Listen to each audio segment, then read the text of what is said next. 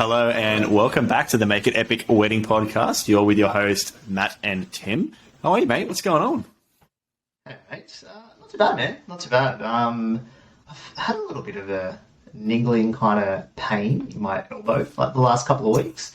And man, I've shot so many weddings. Like the last couple of weeks. And like, because I shoot handheld as well, like I feel like it's kind of like aggravated something. So Just getting old. I think that's the old man syndrome in you. It is. So I've actually bought the small rig like cage to go on my camera, and it's got a handle on it. So like Bit of tennis elbow. I do like pride myself on being quite minimalistic with my gear. Like I don't like carrying a bunch of tripods and like big lights. So try and keep it as minimal as possible to get the job done. But far out, man, like this elbow pain, it's making me feel old. Next minute, you're going to have like lights, cameras, everything like extra, like an additional camera, a couple of GoPros hanging off the side of your small rig, mate. That'll be a sight to see. I'm excited. I can put the phone, attach like the phone attachment on the rig as well. So that'll be fancy. Yeah. Get a bit of in portrait mode as well, because that's my issue. I've looked at those like little like additional camera holders, and I'm like, oh, this is like great, but most of the time they only work in landscape, and I'm like, that's not ideal for my behind the scenes reels. So yeah. Oh man, sometimes I really struggle just to get like reels out. Hey, like with all of the like editing projects, I'm like, oh no, yeah, I've got so many cool ideas that I want to do with it. I gotta get this editing done. Oh no, and like we're just like swimming it at the moment. Hey, like I think pretty much in the last like month, I would say I've probably had like, I don't know, like 5 or 6 days maybe in my office, like full days. It's just been like, I've been shooting like heaps of different projects and stuff like that. So in the end, I kind of like shoot during the day or like shoot in the afternoon, and then like before and after I'm trying to edit. It's just like heaps going on at the moment, but it's exciting. I love having heaps going on. I don't know, like, it's just, I don't know, it keeps me in the game, and like a whole bunch of different things. It's not just weddings, it's like family sessions and engagement sessions as well. And like I've been doing some stuff with, some like makeup artists and stuff recently as well. So it's been awesome. Yeah, that's pretty cool, man. I hope you're really keeping that work-life balance quite high as well, making sure that you're getting enough me time. Yeah, that's it. I played some golf yesterday. That was sick, actually. It was nice to get out there and have a bit of a hit. Yeah, that's it. Yeah, it was good. It's a frustrating exercise. I don't know if you've ever played golf before, but you like... Yeah, look, I'm pretty bad too. And you play, like, I was playing terribly. I haven't played for ages. Playing really bad. And then all of a sudden I like chipped one in from about 20 meters out. And I was like, oh, this is how it keeps you keen. Like, it's just, yeah. And then one of the guys I was playing with, he's like, and that's why we love to hate golf. Yeah, it's a good time. I couldn't do it. Like, I'm into like, spearfishing, like, fishing, something with a bit of adrenaline. I haven't done it in literally like pretty much this year because I've had no free time. It's never fun. Yeah, but I do like to maintain like a good kind of work-life balance. Go to the gym, eat well, make sure I feed my body good nutrition, make sure I'm hang out with the family a little bit too. Yeah, it was probably about 3 weeks ago now. So I did not have a wedding Saturday and Sunday. So weekend off, and we bought a camper trailer a couple of months ago. So it was the first time we got to use it, and it was so good, man. Living the dream, mate. Hey, yeah, I put it on my Instagram, and we were like 70k away from like the CBD. So we're only about half an hour away from home, and like we camped up on top of this hill, like we're in the like camper trailer, and I've literally got a view to the CBD. Like the Hub Bridge from 70k you were away. like, this is where I'm coming for New Year's this year. Mate, I booked New Year's. I booked New Year's there. Did today. You really? Yeah. That's mad. I'm shooting a wedding over New Year's this year, which I'm super excited for. I'm pumped about it. I know everyone's like, what do you mean you're working over New Year's? But I'm so excited for this wedding. It's going to be epic. Yeah, nice, man. Nice. So, well, that was a bit of a long intro, but what are we chatting about today, brother? Mate, we're talking about, we came up with this like subject. We're calling it freshly engaged, now what? Which I feel like is such a big topic, because I feel like whenever I guess couples get engaged and things like that, like they're always like, it's such an overwhelming experience and it freaks everybody the heck out. And so, yeah, we thought we'd just maybe quickly chat through like what it means now you're engaged. Like, what does that look like? What happens next? Like, obviously we're both married. I remember like I've been married. Oh, I'm going to put myself in a bad spot now. Oh, you're in trouble. Hope you're not listening, Kate. 7 years. Yeah, we've been married almost 8 years, actually. Almost 8 years. So man, I swear, if this is like 10 or like 4, you're in so much trouble. No. That's why it's a weird one. You know, anything. I think after 5, like ladies, give your man a break. Like if it's after 5 years. So it's coming up 8 years. Wow, you've been in the game a long time, mate. That's good. Yeah. Australia's most romantic man. Here he is. We probably should touch on that though. We'll touch on that's a whole subject you let in that itself. Out of the bag. Mate, you said that the other day, last week, to a couple, like to a portrait.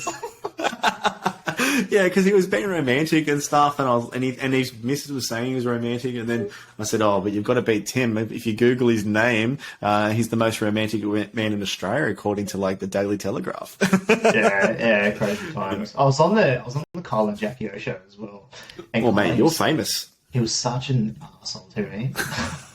Is he nice to anybody? True. But this is how you actually got into podcasts, isn't it? That was your first experience of being in the the radio scene, and you realised you had a good face for radio, apparently. So that was it, man. That was it. So I'm still after my wife for those brownie points, man. Well, you probably just ruined the brownie points if you've got your date wrong of how long you guys been together for. I know the date. It's no, I'm joking. 5th of December. Yeah, man. So, obviously, we're both married, and during that process, I don't know how involved you were, but, back then, I wasn't really that involved in it all, and, it was overwhelming for me as well. I don't know, I feel like I didn't want to, overtake things, and to be honest, I just wanted Kate to have, the best wedding date for her as well. I wanted her to have the best wedding, so I kind of let her just run the show a bit as well. And it was overwhelming for me, but I didn't want to show that to Kate. Yeah, and it's such a it's a weird time as well, right? Especially for guys, 100%.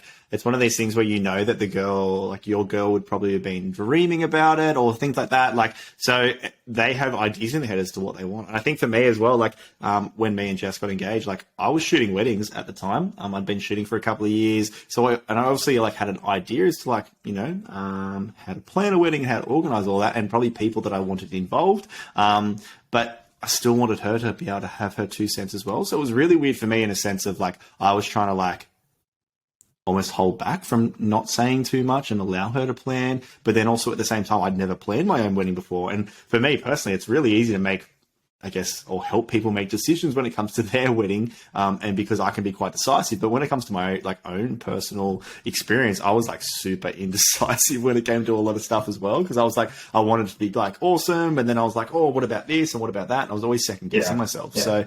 So, overwhelmed completely.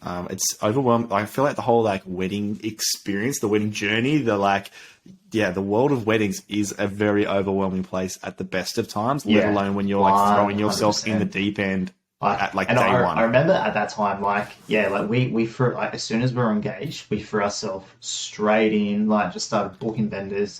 If I knew what I know now, I think I would have gone a different route, but we were quite chill about it. We just wanted to find somewhere coastal. We didn't want a massive wedding, but I think I had my negotiables, my non-negotiables, and I just wanted a relaxed style wedding, and that's it. That was my only kind of request. I didn't want something super high end. I just wanted something chill. And I think, that communication with Kate is kind of what drove the process as well. And then she almost had free reign to just do whatever. But you just feel what time have I got to be there? Sure. Yeah. No worries, see you there. This was before I was in the wedding industry as well. This is long before I got into the wedding industry. I feel it'd be real different if we were doing it now, right? 100%. Like I was pretty young when I got married too. Like I was like 26. Yeah. Yeah, you were. You definitely were a bit younger. Like, I suppose that these days, like, age is kind of like, we shoot a like super big variety of ages, don't we? So it's yeah. I think when you think about what I was doing when I was 26, I was like, I think me and Jess had only just started dating or something like that, or we've been together maybe a year. So it's pretty crazy when you think about it like that. Now you got a couple of kids, mate. Look at you go. yeah, 2 little girls, a lot of my life. Yeah, perfect. I think I guess thinking about like when I was planning a wedding and things like that, like we definitely like had an idea as to like what we wanted to do as well. We were super lucky in a sense. We had Jess, my wife, we had her grandparents had a farm or have a farm in Berry. So we got to use the farm, which was pretty epic. And yeah, so that was pretty cool. Obviously our plans changed a lot because of the old COVID situation. So we would have like a big bunch of guests coming. I think we were having between like 80 and 100. We ended up having like 35 in the end by the time we got married because of COVID restrictions. Was your like vision for the wedding like a shared vision? Like is what you wanted or what you envisioned for your wedding like the same as what Jess wanted? Yeah, I think so. Like it was kind of one of those things where it was like really difficult because like I obviously wanted great photos and Jess wanted great photos and a great time with everybody and like hanging out with everyone. So it was a bit of a juggle, but I just made sure like for me personally that we made our ceremony time and all of that at like a good time. So we had plenty of time to like hang out with people after and things like that. So I think we had an hour and a half between ceremony and us even going and having photos. So we did like obviously ceremony and family photos. And then we like hung out for like an hour and a bit sort of thing with everybody, said hello to everyone, ate some food. And then we went off and had photos after. So that was pretty cool in that sense. But yeah, I think that was kind of like, chatting with each other and working out, as you said, like communication is key when it comes to like the whole planning process. And you don't necessarily have to dive in head first, like on day one of like being engaged. Like I definitely think it's important to enjoy the process, like enjoy dating still. Huge. And that is huge. So like we see it quite often, right? Like couples, like especially brides, just kind of like in distress, like we've got to get this done. Like that's really a big thing. Like just sit back. Like you've kind of, I think after the engagement process, it's really that rush to figure out like everything, and it is overwhelming. Like we've touched on that. It is a massively overwhelming process, but it's quite important to enjoy like the time that you and your fiance are planning that wedding as well. Yeah, and you don't want to make it like a stressful time either, because if you're adding stress before you're even like planning your wedding, like I don't know, I just feel like it just ruins that kind of moment too. Like, there's definitely leaving time and space for all things when it comes to like planning is a good thing, because I think like as the more you think about it and the more you like kind of like enjoy that like engagement period for a little bit, the more you'll really understand what it is that you guys both want for your wedding. And I think the more that you think about it, the more you talk about it, the more that like it all kind of comes together. And then if it all is coming together, once it comes to your wedding, you're both like fully on the same page. Like you'll know the venue and the vendors that you want to book, and then like you'll have a really clear vision for the day. Yeah. So we touched on this in one of the early episodes as well, episode 3, I believe. And that was like really kind of figuring out your negotiables and your non-negotiables. So like have a good think about what's important to you, what's important to your partner, and really like putting it down on paper, like saying it out loud so you can really figure out like what are the things that you value, so you can both figure out exactly what you want for your wedding to make that wedding as amazing and as epic as you can. And I think that's really a big one. Like for our wedding, when you touched on like how everything was like really chill, like portrait session went really well. Like for us, like I think it was like our mistake, but we wanted like too many things in a short amount of time.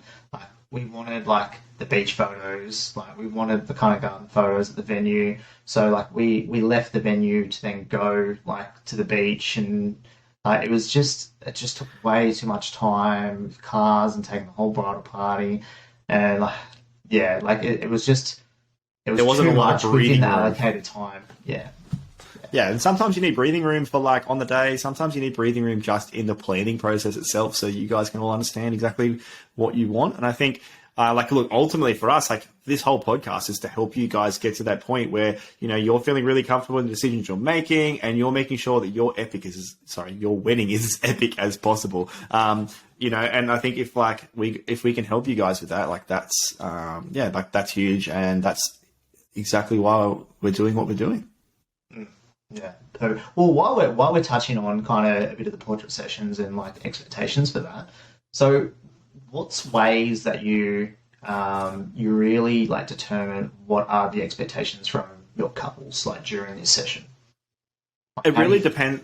Yeah, like I think like it's a great question, and I think like for most people, like when they're thinking like, you know, once they've been like, I guess, engaged and they're starting to think about the wedding, like everyone thinks about the photos and the video and, you know, like the amazing memories they're going to get from that, and everyone freaks out thinking that they need to have hours and hours of portraits, and to be completely honest, they don't at all. And I think like ultimately for me, I want to get like great quality, and I don't need the quantity of like time with you in the portrait session. So I guess when it comes to expectations, like we always try and have a conversation, and I find out from you, you know, like what it is that's important to you on the day, what makes you excited, what is going to bring a smile to your face on the day of your wedding. And I know that like by me saying what's going to bring a smile to your face on the day of your wedding sounds ridiculous, because like it should be a happy day, but just because it's your wedding day doesn't always mean it's happy. Like as long as you guys are doing things that bring you joy and that you're excited about, that's what's genuinely going to make you happy. And so we have a conversation about that. Most of the time, like I'm like, man, I only need you guys for like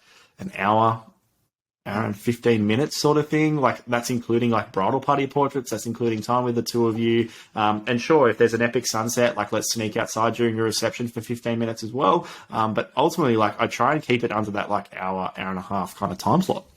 Yeah, I'm the same. So quite early on, like in the booking process, like I do ask questions about like their expectations for the portrait session, and I do have a question that basically asks like, what do they envision for that session? Like, do they want to spend as much time exploring the grounds or exploring the venue, or go into different locations like for their photos and videos, or do they want to like use the time like in a more efficient manner, and then basically get back to the party as quickly as possible? So I think there's two areas here where couples either they really want to spend as much time as they can getting the most amazing photos and videos, or they do want amazing photos and videos, but they just want to get it done and get back to the party. And like for me, it's important to really figure out like which side of the fence are you on, so then we can allocate that time like adequately. Yeah, absolutely. And I think that comes back to like, you know, setting those negotiables and non-negotiables from the start, which I think we talked about a couple of episodes ago. So definitely go back and have a listen to that if you're freshly engaged and you're just trying to work out this whole like wedding world and what that is. And ultimately, if you want to make your wedding epic and you want to get as much out of your day as possible, like, you know, you need to make sure that you're creating that from day one. And I think that's the most important point and the most important thing. I definitely think as well, like if I was freshly engaged and I was thinking about what I want from my day, I want to make sure that I create as like a stress-free environment as possible. And usually that just means leaving breathing room throughout the day, like making sure you're setting your ceremony at like the correct time, making sure that you've left time for all the things that you want done, and just making sure that there's like, maybe there's a 30-minute like grace period of things to potentially go wrong, because most weddings, like I think if we're going into like the planning process knowing from day one that stuff is going to go wrong, and we're kind of like, I guess, creating that space for that to go wrong, it's only going to be beneficial for us in the long run. Right? By wrong, like what we're meaning is no wedding runs on time perfectly. None. Like, it's not wrong. Wrong's definitely the wrong word, isn't it? It sounds terrible. Of the hundreds of weddings, I'm probably creeping up to 300, I reckon, 350 maybe. But of all those weddings that I've shot, like there's very few weddings that actually run completely on time. And that's fine.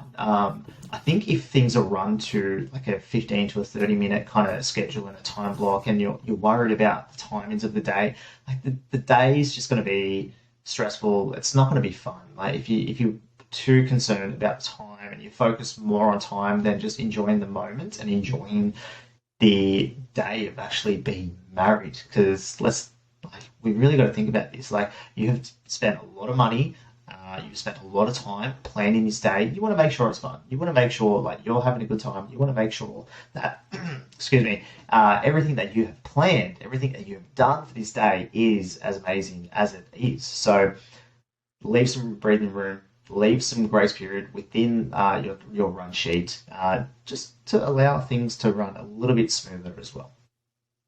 That's it, yeah, 100%. And I know that you have seen what I do at every portrait session, and I'm happy to share a little bit of a secret of what I guess I try and do. Is I always try and leave space at the end of all my portrait sessions for my couples to enjoy being married. Before the party gets hectic, before they have to like run back inside and, you know, go and hang out with guests and talk to people, like I always encourage them to have a moment to each other. Enjoy being married. Enjoy the silence before you run back inside to that reception and everyone's at you to have a conversation with you. Like, it's a great thing to have. Don't get me wrong. And I'm not like saying that mayhem of the reception is a bad thing at all, but I just try and always remind you guys that it's your day, you're getting married, and like create that space for you to enjoy yourselves. Yeah. So yeah, I think we probably should have mentioned it before as well. Like when talking about like your negotiables and your non-negotiables, and really figuring out exactly what you want and what's important to you individually and both as a couple. And it's also about choosing the right vendors, right? Because that's a really big one. Like, we can probably spend a whole podcast talking about this, but essentially you're spending more time on your day with your photographer and your videographer than almost your husband. Legitimately, or, like, your wife. Like, it's pretty crazy. So you want to make sure like you get along with like not just all your vendors, but especially those that you're going to be spending the most time with. And I feel like that can be quite a bit of a high card, where you need to understand that like it's quite important to have a conversation with your photographer, have a conversation with your photographer, your videographer. Make sure you get along. Make sure you guys vibe. Make sure, like, if you want a relaxed and stress-free wedding, that they're going to be someone that can bring that environment.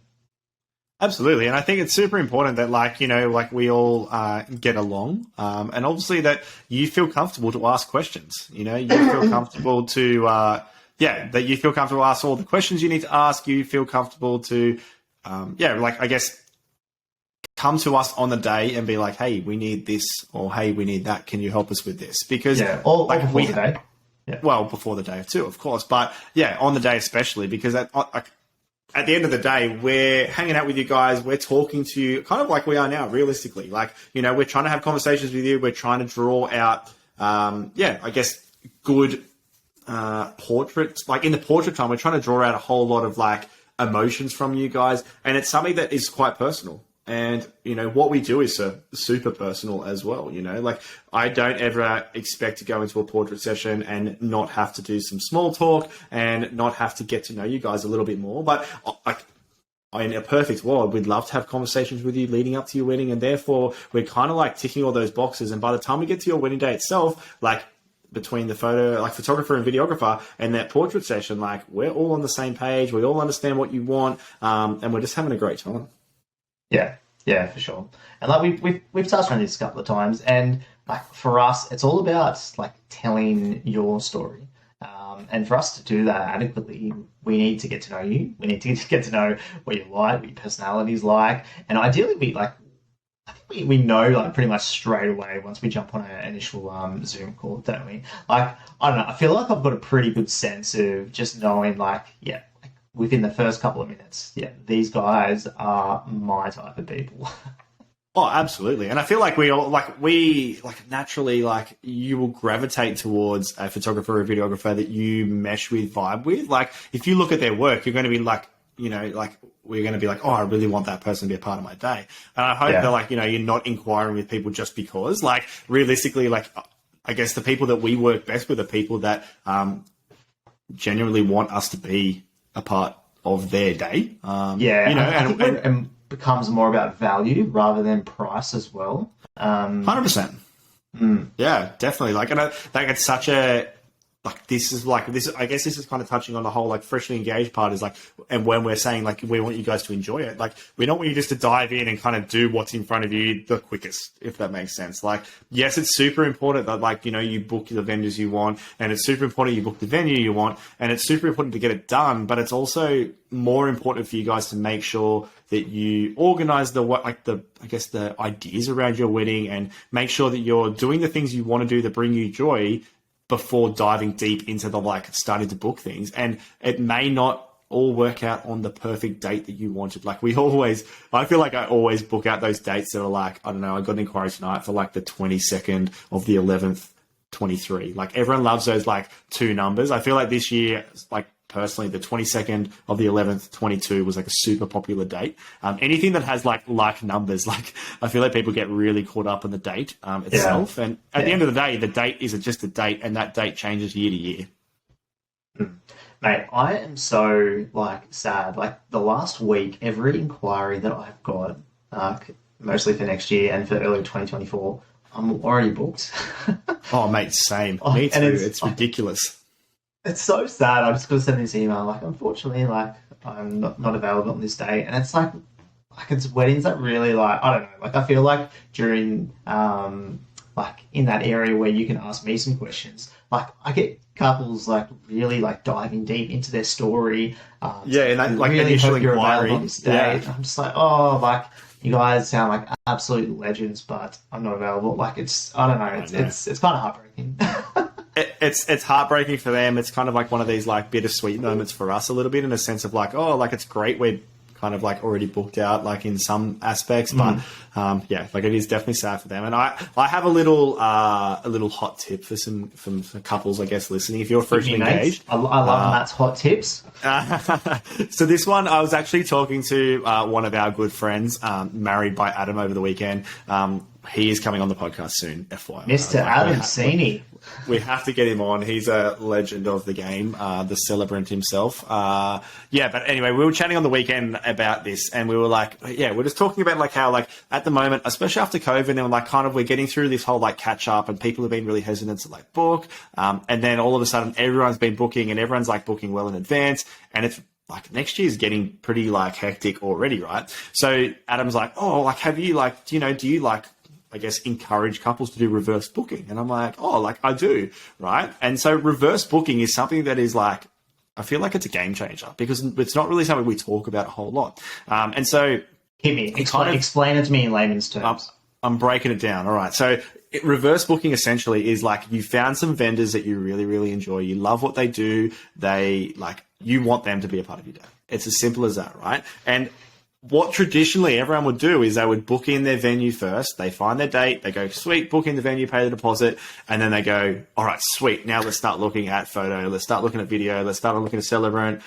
Kind of the people that are, I guess, a major part of your day in a like physical sense. But they're also the people that are kind of like usually one-man bands. Like you're usually booking a celebrant because that person is the celebrant you want. Same with like most photo and video people. Like you kind of want the person that does the majority of the work, right? So what reverse booking is that you actually kind of tee up with those vendors, I guess like a couple of dates they might be available. You'll get all their prices, and you'll kind of say like, this is the venue we're looking at, and this is the venue's availabilities. So they might have like 3 or 4 availabilities, and you try and tee up, say like maybe 2 or 3 vendors already before you've actually put the money down for your venue. So therefore, the day you put your money down in your venue, you've already got a photographer, a videographer, and a celebrant all lined up, ready to go. It would take so much stress off, because like at the end of the day, if we can be flexible in terms of like the date we're picking, therefore we're going to get people on our wedding that are going to be genuinely excited to be there. And they're the people that you really want there, which is hopefully going to bring you joy, therefore make your wedding experience epic. Yeah, 100%. And that's actually a game changer, because I think when I get a lot of inquiries as well, like they may have a date, but they may not be attached to that actual date. So if I'm already booked, I could say, no, sorry, like I'm not available. But they may not come back necessarily, even if they love my work, and likewise with you. So like it has happened a couple of times where I have had some inquiries come in, and they're like, okay, well, this is the date we're kind of thinking, but we're also available on these 2 dates. Like, are you available as well? Like, I just need to confirm, like, with the venue. But I think it's a bit of a game changer in terms of, because when you book a venue first, right, you've already set that date. You've already paid. Yeah, you're super locked in. So what happens like with the other vendors as well? Like it's you kind of don't want to work. You know, at the end of the day, you kind of start to have to go like second best too, right? Or maybe not the person you really wanted there. Well, like think about it. Like if you want a great photographer and a great videographer, there's going to be some competition. Because if they're available like year round, then obviously they're not getting booked enough, and that could probably speak for their work. So I think it does speak volumes here when you find a vendor that you actually love, you love their work, but if you're not set necessarily on a specific date, then it could be something that could really work in your favor as well. Like, and it's just a way to simplify the process. You make a couple of consultations, like with the venue, figure out a couple of dates that they're free, let your vendors know what dates that are available, and then start a conversation. So I've got a couple of email trains with like some other photographers as well, and with some other celebrants and some florists, and like these are the dates that they dates that are thrown out.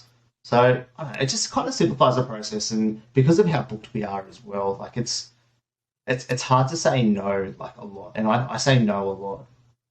Especially for Saturdays, hey, like Saturdays are like the prime wedding day dates for sure, and it's definitely somewhat like one of those things. I think even before we just were doing the podcast tonight, I was kind of looking like I have no Saturdays left next year between pretty much like January and midway through July already. Like it's crazy. It's just, like, so Saturdays definitely book out nice and quick. And that's why, like, I think talking about this reverse booking thing, it really works to your advantage, especially if you are semi-flexible, as Tim said. Like, I definitely have had couples in the past kind of, like I say, oh, sorry, I'm not booked. But in my, let me start again with that. That just came out all wrong. When couples reach out to me and they say, like, this is the date, and I have to like reply back to them saying that I'm already booked, I always like throw in that email. But if your date is flexible, please let me know, because I do find that we get a lot of inquiries from people, and they don't always necessarily have their like venue fully locked in. Yes, it's their date that they would really like to have, but it may not be completely locked in yet. So look, there always is flexibility around, and I do find that like sometimes people go, oh yeah, I'm not like that, they'll come back to me and they go, actually, like we are for like pretty flexible, and we would be keen to have a chat with you about what dates you're available.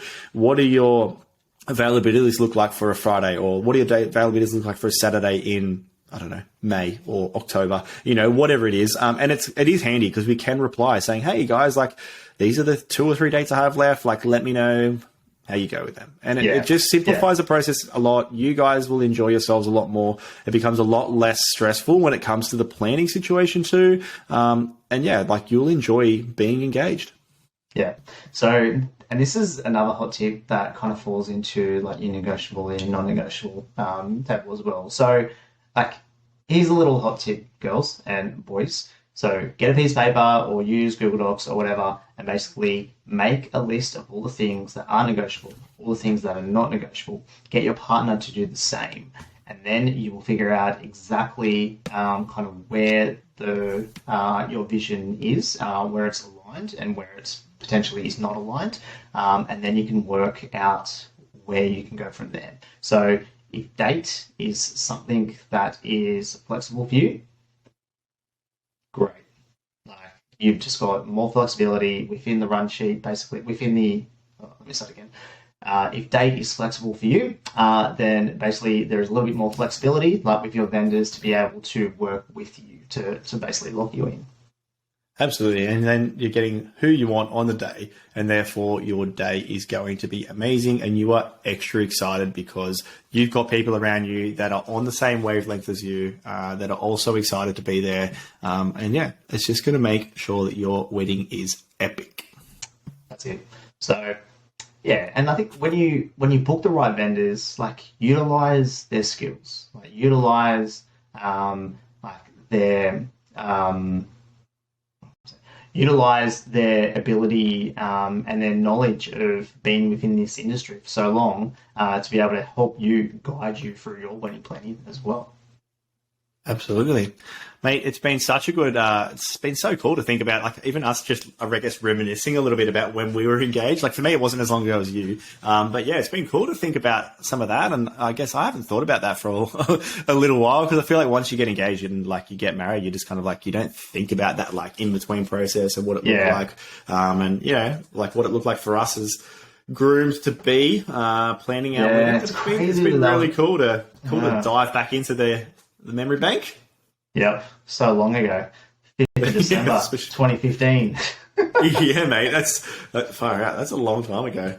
For me, it's a lot easier. And it's actually, I didn't even touch on this earlier, but it's crazy. My wedding anniversary is the same as my grandparents' wedding anniversary, which is pretty cool. So it's kind of like a double whammy, and won't be able to forget that one. So it's always good. I'm gonna put you on the spot. What's your anniversary date? Mate, I have the best anniversary ever, because it's the 20th of September 2020. So it's very easy to remember, because talking about those like perfect number situations, it all just worked out really well. So I had like 2020 in there as well. So happy days for me. Nice. Well, I don't think anyone really do I get brownie points. Well, no one really forgets their like wedding anniversary date, right? Oh, I don't know. There's definitely people out there that I hear that get in trouble all the time because they've like just got it wrong. Like even birthdays, like people get that wrong too, right? I don't know. Not me. But yeah, man, like we'll think like I got married in December, and I remember the day like really, really well. It was 40 degrees. I was so good. Man, I was sweating bullets too. And like my bride-to-be was like half an hour late as well. So that, of course, she was. Help the situation. She was making sure you were really sweating, mate, just in case you wasn't going to turn up. Dude, like I just remember it was on a rooftop as well. So like in the sun, we're getting like reflection from the windows and the tiles. Like, you would have been a bit of a lobster by the end of that, mate. Pretty much, man. Pretty much.